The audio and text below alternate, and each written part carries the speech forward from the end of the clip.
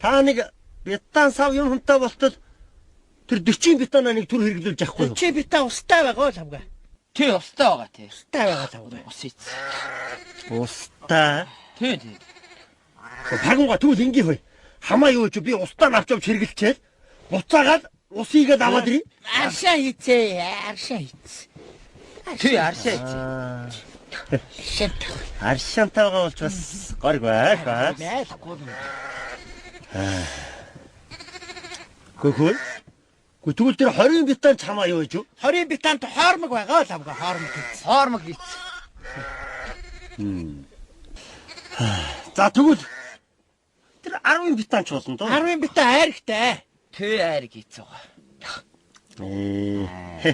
Гада тэгнэ бетан сав юмтай байх гэж одоо аргагүй. Тэгвэл ядаж тэр 5 бетан өгж явахгүй юу? 5 бетан тархтай. Тийш тий. Тарх хийсэн стэй кэ. Тийш тий. Чамаа унтаж байх тарх хийцээ. Та лавга минь тархтай та.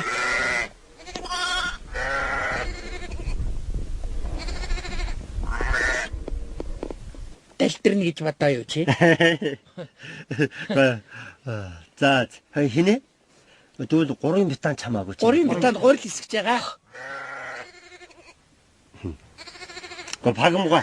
Тэгвэл та нэг яд 2 бетанаа өгч. 2 бетанд хоормог байгаа.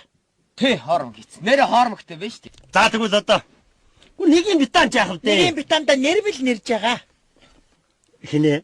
Хэдүүлэнийг гараач.